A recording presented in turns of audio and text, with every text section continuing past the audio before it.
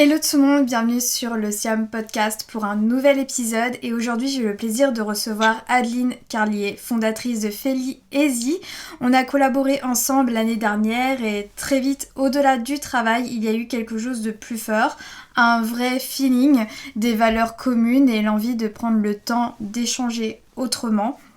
Dans cet épisode, on ne va pas parler chiffres ou stratégie, on va parler de son parcours, de ce qu'il a construite, de ce qu'elle est aujourd'hui, bien au-delà de son entreprise ou de son handicap, un moment simple, sincère et humain. Donc bonjour Adeline. Bonjour. Si on ne parlait pas tout de suite de Feli Easy, comment te présenterais-tu aujourd'hui ? Je dirais qu'avant tout, je suis une maman parce que, comme toutes les mamans, la plus belle chose de ma vie, c'est ma fille. Au moins c'est simple et clair. Tu es une personne comme tout le monde qui a Voilà. osé l'entrepreneuriat. Et quand Oui. tu repenses à la jeune Adeline avant la clinique vétérinaire, qu'est-ce qui te faisait vibrer ? Quand j'étais plus jeune, ce qui me faisait vibrer, c'était les animaux, les chevaux. J'ai passé un temps incalculable dans les écuries. Et puis les chats, je pouvais pas vivre sans chat à la maison. D'accord, donc vraiment depuis toute petite, depuis tout petit, ça a été ancré en toi. Oui, depuis toute petite, Et j'ai toujours vécu avec des chats. C'est oui. Limite quand il n'y a pas de chat à la maison, ça me perturbe. Il manque quelque chose. Oui, donc tu as vraiment été éduquée dans ce milieu où il y avait des animaux. Oui. Le fait de toujours vivre avec des animaux, tu as toujours su que tu voulais travailler avec justement en lien avec eux ou ça s'est imposé au fil du temps ou est-ce que ça s'est imposé ?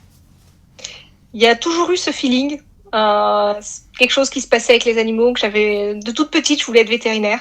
Et puis après, en grandissant, j'ai cherché d'autres voies et puis donc je suis revenue. T'es revenue T'es revenue à la base. Je suis revenue à la base, et c'était ça qui me faisait vibrer. Donc tu as de suite commencé des études de vétérinaire juste après le bac, j'imagine. Oui, voilà, parcours assez classique, prépa, école véto. C'était long, intense, mais très fière d'avoir obtenu ce diplôme. Du coup, ça fait combien d'années d'études en tout ? C'était 2 ans de prépa pour moi, puisque ça a beaucoup varié, mais à l'époque où j'étais, c'était 2 ans minimum. J'ai eu la chance d'être admise de mon premier concours. Et après, du coup, 5 ans d'école. Ouais. Donc ça fait 7 ans d'études au total. Ouais, c'est intense. C'est intense. Surtout la prépa, c'est extrêmement intense. Beaucoup de charges de travail. Et sur des sujets qui sont pas forcément passionnants quand on veut s'occuper des animaux, qui sont pas forcément en lien avec ce qu'on va faire après. Donc c'est une période assez difficile. Mais après, une fois arrivé en école, on se reconcentre sur ce qui nous passionne vraiment et c'est plus facile. Toujours très intense, mais plus motivant. Ouais, c'est vrai que quand on n'y est pas vraiment, on a du mal à s'imaginer à quoi peut ressembler les études de vétérinaire. Mais j'imagine que oui, au début, on doit être sur des sujets qui ne sont pas forcément en lien avec les animaux. Et ça doit pas toujours être facile. Tout à fait, puisque la prépa, elle est commune avec des écoles d'ingénieurs, des écoles d'agronomes. Donc, la partie biologie, elle est présente, mais elle n'est pas majoritaire. Il y a, par exemple, des cours de maths et de physique qui sont extrêmement poussés. Ouais. Et après, du coup, quand on arrive à l'école véto, là, on commence à se rapprocher un peu plus du concret. Donc, c'est davantage motivant. Oui. Même si on voit pas forcément le lien de suite avec les animaux quand on fait, par exemple, de la biologie moléculaire ou des choses comme ça. Mais du coup, c'est passionnant. Maintenant qu'on en sait un peu plus sur la femme derrière la marque, maintenant intéressons-nous à ton parcours professionnel et à ce qui t'a façonné en tant que vétérinaire. Qu'est-ce que t'as appris ton métier de vétérinaire sur les animaux et comment cela a influencé ta perception des humains ? Ce que ça m'a appris sur les animaux,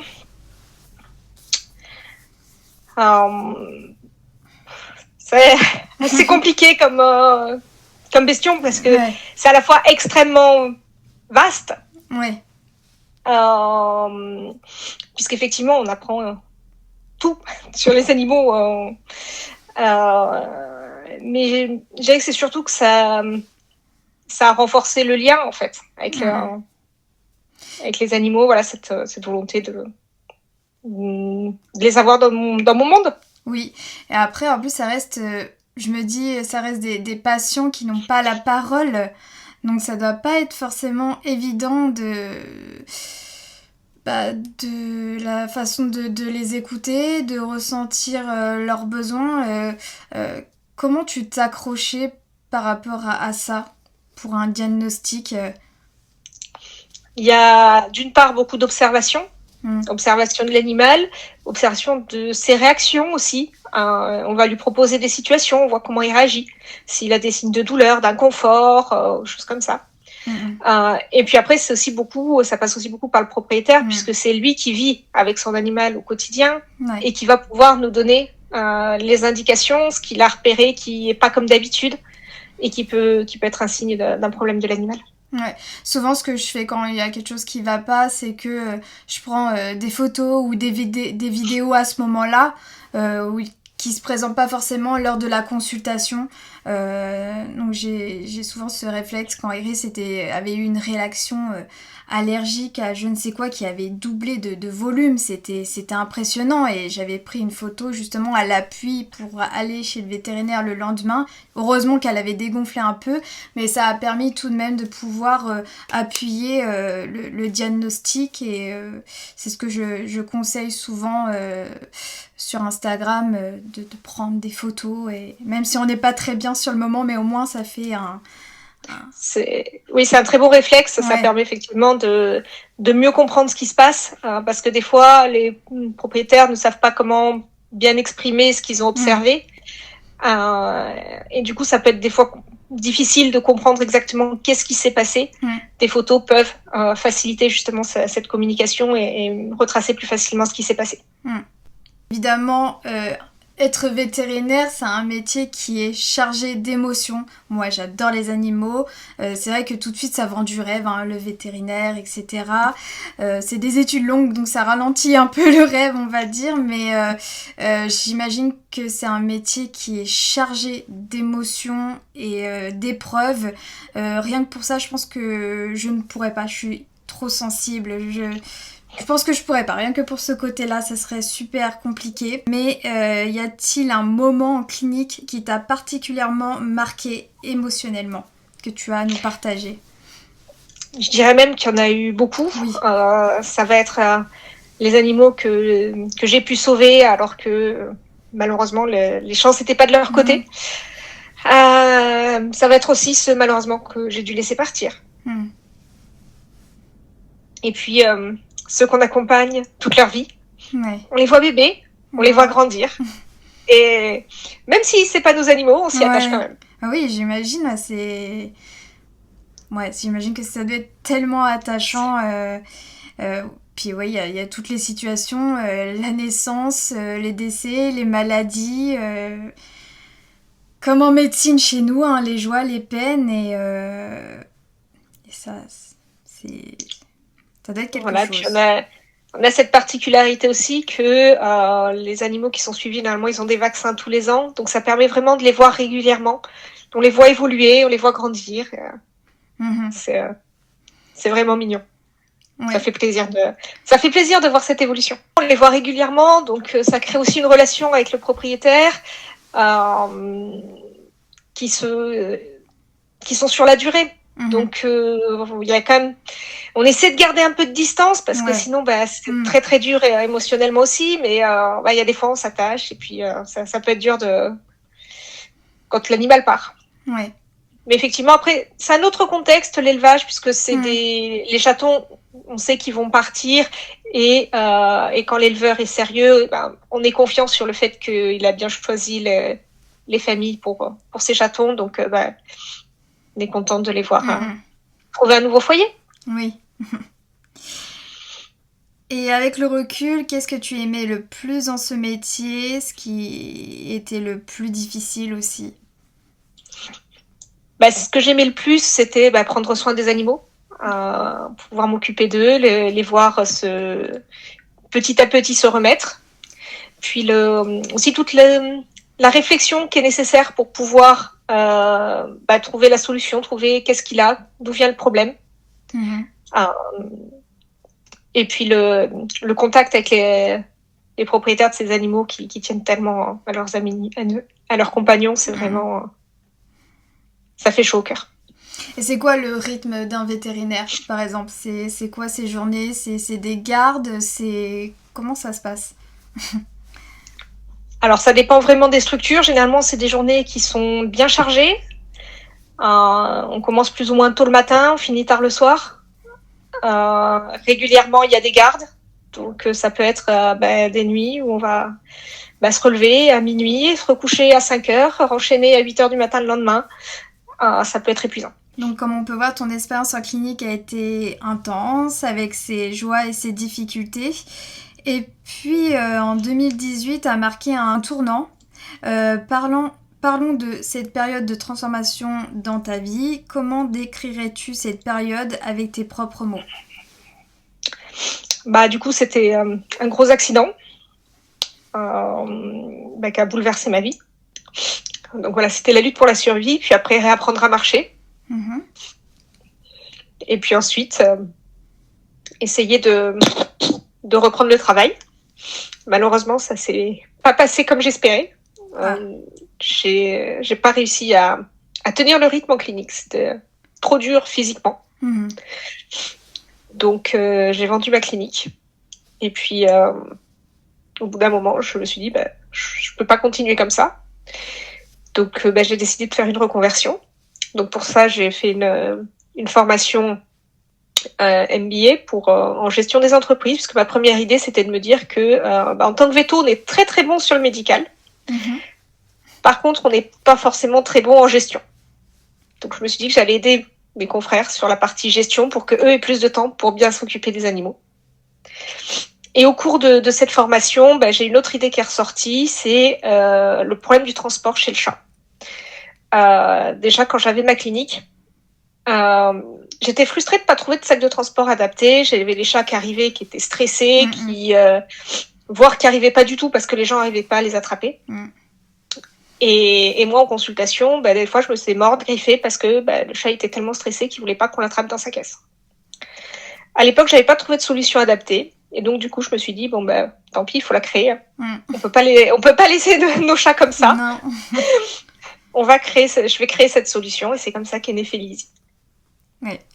Donc, je te laisse quand même présenter Feli-Easy avec tes propres mots, ça sera clair. Donc, si tu pouvais nous présenter pour ceux qui ne connaissent pas Feli-Easy. Donc, le concept, c'est que c'est un panier de couchage pour tous les jours, pour que le chat puisse vraiment l'utiliser au quotidien, mettre ses odeurs dedans. Et quand on a besoin de transporter son chat, on rajoute le couvercle et ça se transforme en sac de transport. Il y a déjà ces odeurs, ça crée un environnement qui est rassurant et qui est sécurisé. Et quand on va arriver chez le vétérinaire, ça s'ouvre largement sur le dessus et c'est facile pour le vétérinaire de le soigner directement dedans. Et comme le chat est moins stressé, on peut mieux le soigner. Et quand on a des chats qui sont plus stressés, qui veulent pas se laisser attraper, il y a un deuxième système d'ouverture en cloche qui permet de capturer le chat en lui posant la cloche par-dessus et en glissant la base en dessous. Ce qui permet justement de pouvoir l'attraper en douceur, sans se battre avec lui, donc sans risque de blessure et de morsure aussi pour les parents du chat. Et du coup, de pouvoir quand même le soigner. Oui. Merci pour ta présentation. Et nous, d'ailleurs, on l'a à la maison. Il est posé là sur le lit. Des fois, Iris va faire son petit tour. Il est vraiment sympa et quali comme ça qu'on n'a pas envie de le cacher comme les boîtes de transport ou qui est pas très jolie aussi et stressante. C'est la conception est vraiment basée sur les recommandations vétérinaires qui sont de laisser le sac de transport en permanence à disposition du chat à la maison. Sauf qu'une caisse en plastoc, c'est pas joli. Non. Là au moins on a un panier qui est joli et confortable pour le chat. Donc cet épisode qui a changé beaucoup de choses, malheureusement l'accident, ça c'est quelque chose que personne n'est à l'abri. Malheureusement la vie peut vite basculer et puis c'est sûr que le métier de vétérinaire, comme on a pu en parler précédemment, c'est un métier très intense et on se rend pas compte que s'il n'y a pas la santé, c'est compliqué quoi. Mais tu as su rebondir, toujours en lien avec les animaux, et je trouve ça juste magnifique, voilà. Je pense que c'est triste à dire, mais il n'y a aucun hasard si ce sac devait exister, et je pense que c'est que le début d'une belle aventure et qui t'ouvriront peut-être d'autres portes vers encore autre chose et toujours en lien avec les animaux, ça. On ne sait pas ce qui peut se passer dans la vie. Cet épisode a changé beaucoup de choses, mais il ne te définit pas entièrement parce que tu restes avant tout une personne humaine. On va aborder maintenant un aspect fondamental de ton identité, ton rapport aux handicaps. Tu dis souvent que tu ne veux pas être défini uniquement par ton handicap, mais qu'est-ce que tu aimerais que les gens voient en premier chez toi ? Qui je suis, tout simplement. Oui. Ça peut pas être une réponse plus claire. Mais pas s'arrêter au physique, vraiment apprendre à me connaître. Oui. Et est-ce que ton regard sur toi-même a changé au fil du temps ? Oui, puisque avec le handicap notamment, tout ça, on apprend aussi à se détacher du regard des autres. Et puis à s'assumer tel qu'on est. Et puis s'il y en a, ça leur convient pas, tant pis pour eux. Est-ce qu'il y a encore des clichés ou des maladresses qui te blessent encore aujourd'hui alors qu'on est en 2026 et que ça fait déjà quelques années ? Après, j'essaie de les ignorer, mais ça arrive toujours des fois, des regards en coin, des gens qui me dévisagent. Ouais. Et voyons maintenant comment cette vision a donné naissance à Félie Easy. Donc, à quel moment l'idée de Félie Easy est-elle apparue ? Donc, comme on en a parlé tout à l'heure, je pense que ça a été une réflexion plutôt progressive par rapport à ton expérience en clinique. Alors, le problème du transport, ça m'a déjà interpellée quand j'étais en clinique. J'avais déjà cherché des solutions, que ce soit au niveau des fabricants français, internationaux. J'avais rien trouvé de satisfaisant. Parce que du coup, soit il y avait une des fonctionnalités que je voulais, mais il n'y avait pas le reste. Il y a toujours quelque chose qui n'allait pas. Je ne trouvais jamais le sac qui me convenait. Donc à ce moment-là, j'étais suffisamment occupée en clinique, donc j'avais un petit peu laissé tomber l'idée. Et puis c'est au cours de ma reconversion que ça m'est revenu. Et du coup, c'est de là qu'est repartie l'idée en fait de vouloir résoudre ce problème. Donc ça a vraiment été un projet qui t'a permis de rester, quoi qu'il arrive, fidèle à ta vocation, comme on peut l'évoquer dans ce podcast. Contribuer au bien-être et à la santé animale, quoi qu'il arrive. Donc pour redonner du sens au produit, quand tu vois un chat apaisé dans un sac Félie Easy, qu'est-ce que ça te fait intérieurement ? C'est de la fierté. Et puis c'est du bonheur. Le bonheur des chats, c'est très contagieux. Ah oui, ça je le confirme. Avec Iris, voilà. Quand elle est heureuse, je suis heureuse et vice-versa. Ton parcours a-t-il influencé ta manière de penser le confort et la sécurité ? Pas vraiment, puisque je suis partie surtout de constats terrain et des recommandations veto pour pouvoir concevoir le produit. Mais est-ce que le fait d'avoir été veto était plus simple d'avoir des contacts avec des vétérinaires, d'avoir des retours ? Est-ce que c'était plus simple ?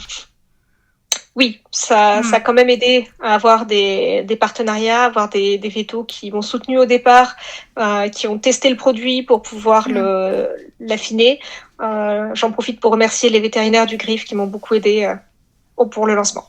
Oui, c'est sûr que ça a dû apporter une crédibilité à ce projet, ça c'est clair et net. Même lorsque moi j'ai fait la connaissance de Félie et Zi, je pense que le fait d'avoir eu cette expérience vétérinaire, elle est indispensable et elle appuie vraiment le projet. Si ça aurait été une personne lambda qui l'aurait lancé, je ne pense pas que ça aurait été vu de la même façon. C'est sûr, c'est sûr. Et puis du coup, ils ont permis vraiment de peaufiner les derniers petits détails pour les dernières petites fonctionnalités qui étaient encore perfectionnables pour obtenir le meilleur produit possible. Et du coup, après avoir leur soutien aussi pour la crédibilité, en fait, pour avoir le retour professionnel sur l'expérience professionnelle indépendante sur l'utilisation du produit. Oui, parce que c'est ça qui était important aussi, voilà, parce que chacun peut se vanter de ce qu'il fait, mais quand ça vient d'un autre professionnel, ça a d'autant plus de valeur quand ça le soutient. Oui, et puis souvent dans l'entrepreneuriat, on a un peu la tête dans le guidon, on fait nos trucs, mais c'est bien aussi d'avoir d'autres regards de professionnels. Ça, c'est vraiment indispensable et tout à fait. C'est super. C'est aussi ce qui m'a conforté dans le projet, de voir que ils étaient emballés par la solution, qu'ils voyaient vraiment l'intérêt et qu'ils étaient prêts à le soutenir. Et justement, est-ce qu'il y a un retour client ou vétérinaire qui t'a particulièrement ému? Là, tout de suite, ce qui te vient en tête. Alors, tous ils m'ont ému parce que ça fait toujours plaisir. Mais j'ai eu en particulier un retour d'une personne qui n'arrivait pas à médicaliser son chat parce qu'il n'arrivait pas à le mettre dans son sac de transport. Et grâce à Félicie, il a réussi à l'attraper, à pouvoir l'amener dans de bonnes conditions chez son veto. Et donc ça, c'est une belle victoire. Voilà, qu'il puisse à nouveau médicaliser son chat et le faire soigner dans de bonnes conditions. C'est vraiment une belle victoire parce que c'est aussi pour ça que j'ai créé ce panier. Et avec un peu de chance, ça permettra de pouvoir le soigner à temps si un jour il lui arrive quelque chose. Oui, ça c'est sûr que ça doit être émouvant de recevoir tous ces témoignages. Et puis on se sent vraiment utile quoi, dans son projet, on sent que ça fonctionne. Oui. Donc si créer Félicie apporte de la joie et de la fierté, ce parcours entrepreneurial n'a pas été sans défi. Parlons de ce que cela a impliqué au quotidien. Qu'est-ce qui a été le plus dur dans cette reconversion? Déjà, c'est de devoir abandonner le soin lui-même. Et après, quand on crée son entreprise, il faut être multitâche et du coup, pour moi, le plus dur, c'est aussi tout ce qui est commercial, le démarchage, la gestion des réseaux sociaux. C'est pas mon point fort non plus, mais c'est nécessaire. Ça, c'est ce qu'on n'imagine pas forcément dans l'entrepreneuriat, mais il faut vraiment être sur tous les fronts. Et on fait pas forcément les choses dans lesquelles on est le plus à l'aise et qui nous donnent le plus envie aussi. Mais il faut le faire quand même. Voilà, c'est important quand même. Oui, ça fait partie du processus. Donc c'est bien aussi de le mentionner. As-tu déjà douté de toi au point de vouloir tout arrêter? Oui, forcément. Plus d'une fois. Mais quand on voit les retours des clients, ça motive à continuer. C'est sûr. Puis on va dire que ça fait aussi partie du processus de l'entrepreneuriat. Je pense que si on n'a pas tous eu envie à un moment d'abandonner, je pense qu'on n'est pas humain. Il y a un moment où... Puis c'est nécessaire aussi parce que ça oblige à se remettre en question, à voir qu'est-ce qui peut être amélioré et pas s'enfermer dans une routine qui n'est pas forcément productive. C'est ça. C'est sûr que c'est des remises en question, c'est des manières de travailler, c'est des manières de voir les choses et... C'est difficile, ça fait mal, mais c'est nécessaire. Mais c'est nécessaire et c'est gratifiant aussi. Parce qu'on fait des rencontres, parce que... Enfin, il y a plein de choses qui se passent et c'est gratifiant. Oui. Et c'est nous, ça vient de nous. On se dit, on l'a fait et... Voilà. Et après, quand on regarde en arrière, on est fiers d'avoir franchi le cap. Totalement. Chaque petite victoire est bonne à prendre quand on est entrepreneur. Ça c'est clair, je ne dirais pas mieux. Aujourd'hui, qu'est-ce qui te rend la plus fière? C'est des partenaires reconnus qui me font confiance. Et puis c'est tous ces chats heureux, toutes ces photos qu'on m'envoie avec des chats trop mignons, trop heureux. fait plaisir. Et la fameuse question que personnellement je l'aime pas trop, mais je me suis dit pourquoi pas la poser. C'est dans 5 ans, comment aimerais-tu te raconter? J'ai envie de dire que être veto, c'est pas seulement travailler en clinique, ça peut aller bien au-delà. C'est aussi prendre soin de la santé animale et du bien-être animal sous toutes ses formes. Et Félicie en est la preuve. Oui. Je te remercie beaucoup pour cet épisode, de ce moment très chaleureux, et j'espère que ça donnera confiance et inspiration pour ceux qui nous écoutent. Et je te souhaite plein de bonnes choses pour Félicie et pour tout ce qui pourra se développer par la suite. Merci beaucoup, il y a encore plein de beaux projets à venir.